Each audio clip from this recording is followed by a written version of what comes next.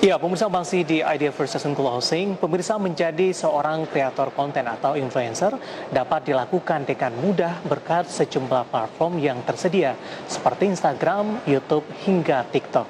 Di sisi lain, profesi sebagai influencer dianggap menjanjikan karena pendapatan yang dihasilkan bisa mencapai ratusan juta rupiah dalam satu bulannya. Era digital memungkinkan banyak hal dilakukan dengan mudah. Menjadi seorang kreator konten atau influencer misalnya, dapat dilakukan dengan mudah berkat sejumlah platform yang tersedia seperti Instagram, YouTube, hingga TikTok. Di tengah pandemi, jumlah influencer di Indonesia disebut meningkat. Marketplace Talent and Influencer Social Buzz menyebutkan, sebelum pandemi kreator yang terdaftar di perusahaan sekitar 2.552 per bulan.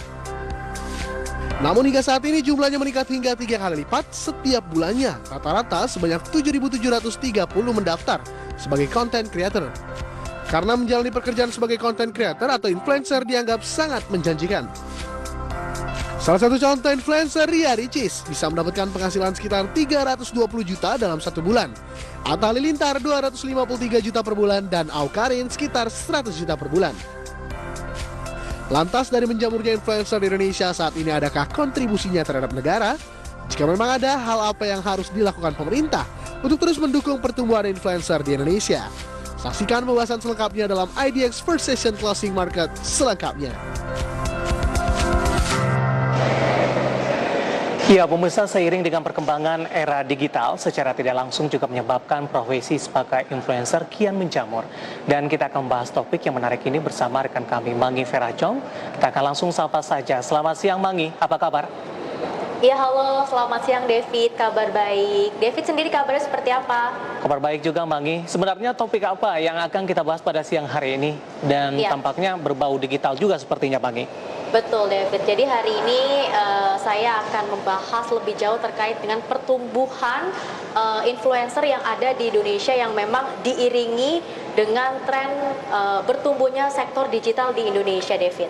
Baik, Mangi, ketika dari beberapa sektor yang ada di Indonesia terdampak dari pandemi COVID-19 begitu, kinerja terus mengalami penurunan. Nah, bagaimana dengan profesi influencer? Apa ikut terdampak pandemi? Justru sebaliknya ini, Mangi. Ya, baik, terima kasih, David. Ya, pemirsa, akibat adanya pandemi COVID-19, banyak sekali sektor usaha yang memang terdampak ya, dan juga mengalami penurunan pendapatan, bahkan tidak sedikit juga banyak sekali nih ya sektor-sektor usaha yang juga mengalami kerugian. Nah, antara lain adalah sektor pariwisata, kemudian juga transportasi dan logistik, kemudian juga jasa keuangan. Tapi di sisi lain, David, ada juga beberapa sektor yang ternyata tumbuh positif di tengah pandemi COVID-19. Nah, apa saja itu? Antara lain adalah sektor digital, kemudian informasi dan komunikasi, dan juga sektor teknologi. Kemudian jika kita bicara terkait dengan sektor digital, ada beberapa profesi yang berkaitan erat dengan sektor digital. Antara lain adalah digital marketing, kemudian influencer marketing, dan juga digital entertainment. Kemudian sesuai dengan pertanyaan Devi tadi di awal, apakah profesi sebagai influencer ini ikut terdampak pandemi COVID-19 atau tidak? Jawaban ini tidak terlalu terdampak, David, karena balik lagi influencer marketing ini kaitannya erat dengan sektor digital. Sedangkan sektor digital di tengah pandemi COVID-19 justru mencatatkan pertumbuhan yang positif. Dan ternyata proyeksi di tahun ini, kemudian di tahun-tahun berikutnya untuk profesi sebagai influencer juga akan terus tumbuh positif di tengah pandemi COVID-19. Dan tentunya ada juga beberapa alasan yang menyebabkan kenapa sih sektor digital kemudian juga profesi sebagai influencer ini bisa tumbuh positif di tengah pandemi dan juga di tahun-tahun berikutnya. Nah, salah satu alasannya ternyata adalah karena migrasi yang dilakukan oleh masyarakat dari offline ke online juga semakin cepat karena terdorong dengan adanya pandemi COVID-19. Bahkan tidak sedikit juga masyarakat yang menganggap ya profesi sebagai influencer ini merupakan sebuah profesi yang menjanjikan karena pendapatan yang didapatkan di setiap bulannya ini besar sekali, bahkan bisa mencapai ratusan juta rupiah, David. Kira-kira seperti itu.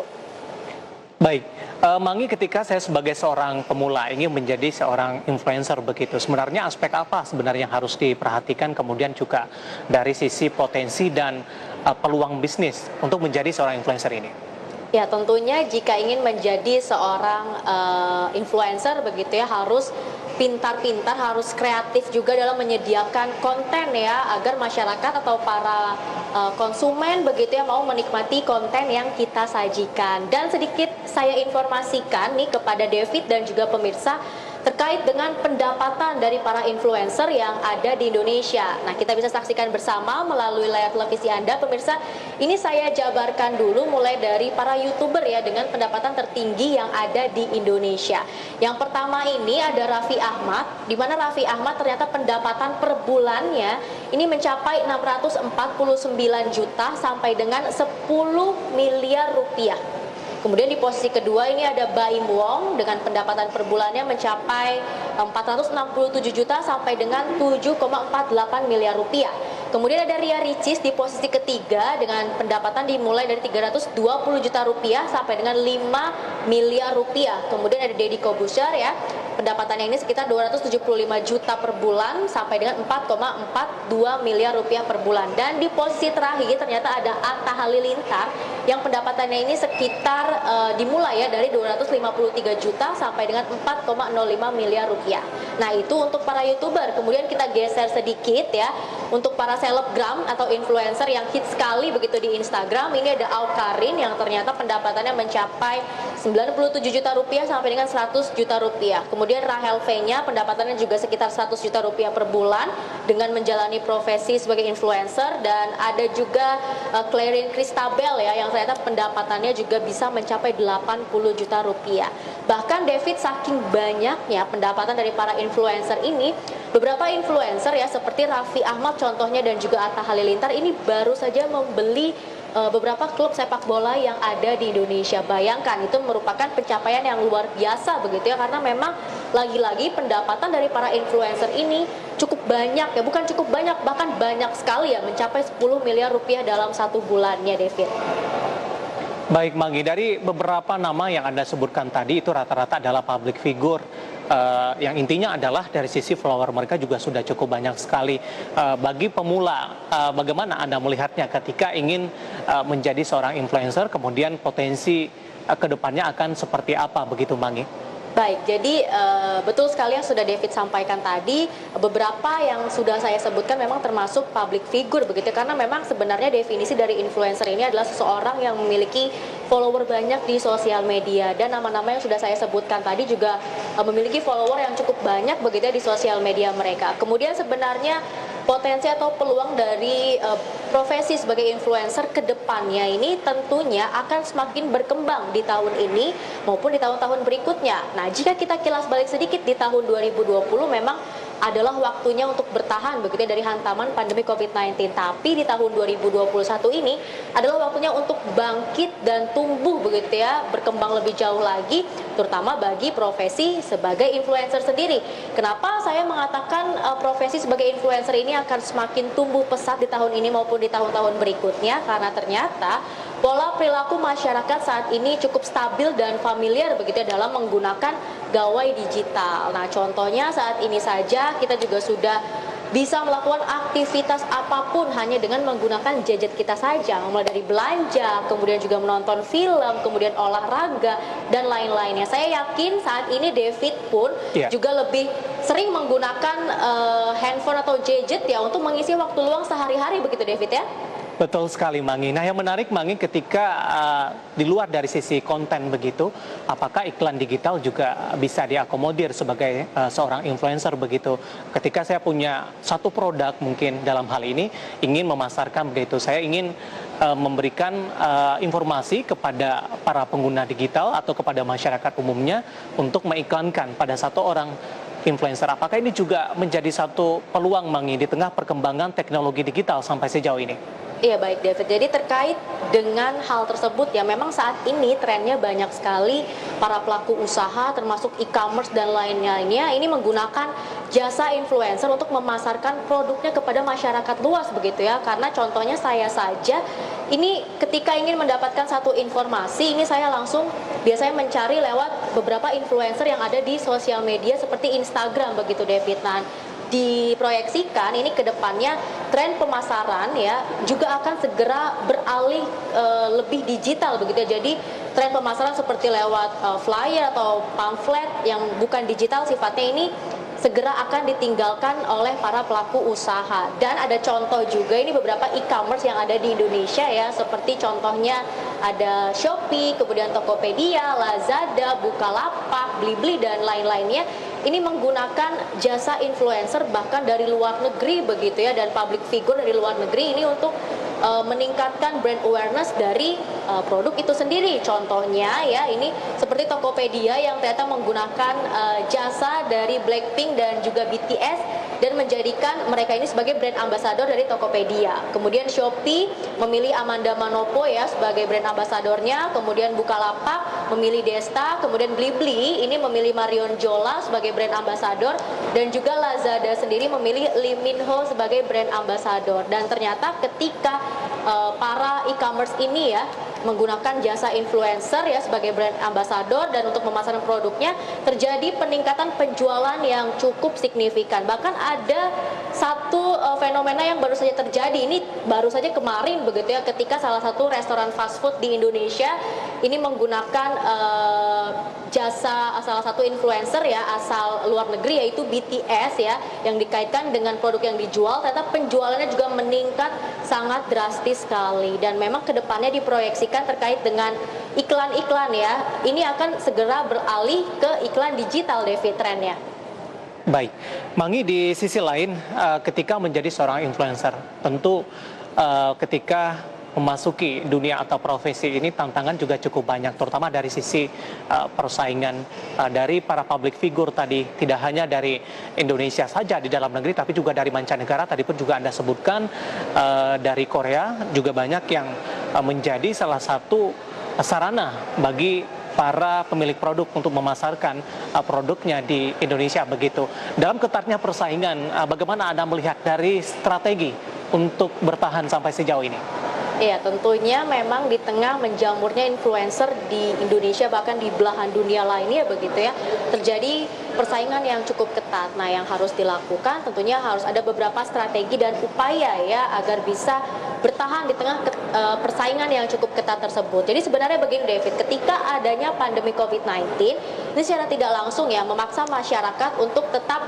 stay di rumah ya, untuk meminimalisir segala aktivitas dan kegiatan dan juga mobilitas di luar rumah begitu ya. Jadi disarankan memang masyarakat ini lebih banyak melakukan aktivitas dari rumah saja. Nah, ini kesempatan sebenarnya bagi para influencer ya untuk menghadirkan konten-konten yang lebih kreatif lagi agar bisa dinikmati oleh para masyarakat dari rumah saja. Contohnya menghadirkan konten-konten yang memang sifatnya mengedukasi ataupun yang sifatnya menghibur begitu ya. Jadi ketika para penontonnya ini menyaksikan konten tersebut, mereka tertarik, kemudian di episode selanjutnya mereka masih mau menonton konten yang disediakan oleh influencer tersebut. Dan selain itu, strategi yang bisa dilakukan ya untuk bertahan di tengah ketatnya persaingan, saat ini para influencer juga bisa memanfaatkan fitur live streaming. Nah, contohnya seperti fitur live IG, kemudian live commerce yang ada di e-commerce ya, kemudian juga bisa memanfaatkan fitur live TikTok yang ada di TikTok. Nah, karena ketika influencer ini melakukan atau menggunakan fitur live streaming ini, penonton sendiri ya ini merasa ada komunikasi dua arah yang terjalin. Jadi bisa kirim-kirim chat biasanya begitu ya. Jadi penonton ini bisa merasa lebih dekat dengan para influencernya begitu, karena bisa terjadi komunikasi dua arah. Dan selain itu ternyata ke depan yang menurut riset dari Google dan Temasek sendiri terkait dengan layanan streaming ini akan meningkat 11 kali lipat dibandingkan di tahun ini untuk kedepannya. Jadi memang jika kita lihat dari komposisi penduduk Indonesia juga ya, ternyata saat ini generasi milenial juga telah mendominasi jumlah masyarakat yang ada di Indonesia ya. Nah, generasi milenial ini jumlahnya sekitar 25,87%, sedangkan generasi Z ya, ini juga jumlahnya cukup tinggi sekali, sekitar 27,94%. Nah, generasi inilah yang ternyata dikatakan melek digital, dan dengan banyaknya jumlah generasi Z maupun generasi milenial ini juga akan berkaitan erat ya dengan pertumbuhan dari jumlah influencer yang ada di Indonesia di tahun-tahun berikutnya, David. Baik, Mangi. Yang menarik adalah dari sisi konten begitu. Sebagai seorang influencer, kemudian juga Anda sebutkan tadi ada YouTuber juga. Tidak hanya mengejar dari sisi jumlah follower dan viewersnya juga, tapi lebih mengedepankan bagaimana untuk mengkreasikan konten tidak menyalahi beberapa aturan tertentu, Mangi. Mungkin dari sisi batas-batasan, edukasi, kemudian juga siapa yang menonton dari konten tersebut, Mangi. Iya, jadi memang konten itu juga penting sekali begitu ya untuk disajikan kepada masyarakat. Harus lagi-lagi saya tegaskan kontennya mungkin bisa yang sifatnya menghibur ataupun konten yang memang sifatnya juga mengedukasi. Jadi ketika penonton ini menonton konten yang disajikan oleh influencer tersebut, mereka merasa memiliki satu pengalaman yang baru, mendapatkan informasi yang cukup menarik begitu ya. Jadi di episode berikutnya para penonton ini juga masih mau menikmati konten yang disajikan oleh para influencer tersebut tentunya, David. Baik, Mangi, profesi sebagai influencer, tadi sudah Anda katakan ini mengalami perkembangan yang cukup pesat. Alih teknologi dari online ke digital ini sangat membantu sekali. Kita juga ingin tahu bagaimana kontribusi influencer ini terhadap ekonomi Indonesia sampai sejauh ini. Ya, sebenarnya dengan menjamurnya influencer di Indonesia saat ini secara tidak langsung juga mendorong pertumbuhan ekonomi digital yang ada di Indonesia, mendorong dan membangun ekonomi digital begitu ya, karena ternyata selama pandemi COVID-19 terkait dengan ekonomi digital di Indonesia saat ini telah meningkat atau naik sekitar 11%, dan di 2020 untuk ekonomi digital kita sendiri ya Indonesia ini angkanya bahkan tembus mencapai 44 miliar dolar Amerika atau setara dengan 624,2 triliun rupiah. Dan diproyeksikan di tahun 2025 jumlahnya akan semakin meningkat ya, bahkan mencapai 124 miliar dolar Amerika. Tentunya untuk terus mendorong pertumbuhan ekonomi digital termasuk pertumbuhan influencer ya yang ada di Indonesia, pemerintah juga harus melakukan beberapa strategi dan juga upaya. Nah, salah satunya adalah mendorong ataupun mendukung keberlangsungan infrastruktur digital yang ada di Indonesia. Seperti salah satu contohnya beberapa waktu lalu koneksi 5G begitu ya, David, ini telah hadir di Indonesia dan mungkin kedepannya pemerintah ini bisa meratakan begitu ya agar masyarakat di berbagai daerah juga segera bisa mendapatkan koneksi 5G untuk bisa mengakses lebih jauh lagi, lebih sering lagi, lebih banyak lagi terkait dengan internet dan informasi yang disediakan oleh para influencer saat ini begitu, David. Baik, tidak hanya menyiapkan dari infrastruktur, pemerintah tentu juga mengharapkan feedback dari keberadaan influencer, YouTuber, dan berbagai dengan profesi lainnya di bidang yang sama begitu. Dari pandangan Anda, bagaimana kontribusinya terhadap penerimaan negara sampai sejauh ini? Ya, itu dia, David. Tadi sudah saya sempat sampaikan begitu ya, ketika hadirnya influencer ini tentunya secara tidak langsung juga akan mendorong dan mendukung pertumbuhan ekonomi digital yang ada di Indonesia. Balik lagi, tapi syaratnya pemerintah juga harus terus ya memikirkan terkait dengan infrastruktur digital yang ada di Indonesia untuk mendorong pertumbuhan influencer dan juga ekonomi digital yang ada di Indonesia, David. Baik, apakah penerapan pajak mungkin dari sisi digital akan menahan laju nantinya atau akan terjadi keseimbangan ketika profesi menghasilkan dari pendapatan yang cukup wah begitu? Tentu juga penerapan pajak merupakan salah satu yang cukup bijak dalam hal ini, Mangi. Ya, terkait dengan pajak digital sebenarnya mungkin ini waktu yang cocok begitu ya bagi pemerintah, di mana sebenarnya ketika ada pandemi COVID-19 pendapatan negara dari sisi perpajakan ini kan juga terkoreksi ya atau tertekan. Tapi balik lagi di sektor digital sendiri termasuk influencer ini kan salah satu sektor dan profesi yang tumbuh di tengah pandemi COVID-19, dan mungkin dengan kebijakan menerapkan pajak digital ini merupakan waktu yang tepat ya bagi pemerintah untuk menambah pendapatan negara dari sektor digital dan profesi sebagai influencer. Karena kita tahu dari sektor-sektor usaha yang lain, lini bisnis yang lain ini memang sedang mengalami keterpurukan ya, mengalami kerugian dan juga mengalami penurunan pendapatan. Jadi bisa dialihkan nih untuk pendapatan negara dari sektor perpajakan bisa diambil dari sektor-sektor yang memang sedang tumbuh positif di tengah pandemi COVID-19, salah satunya sektor digital dan juga dari profesi sebagai influencer tadi. Baik, Mangi, waktu kita cukup terbatas. Terima kasih atas penjelasannya dan semoga yang kita bahas bisa menjadi referensi bagi pemirsa IDX Channel. Terima kasih sekali lagi, Mangi Ferajong. Baik, dan pemirsa, demikian tadi penyampaian dari Mangi Ferajong terkait juga dengan topik kita untuk kali ini.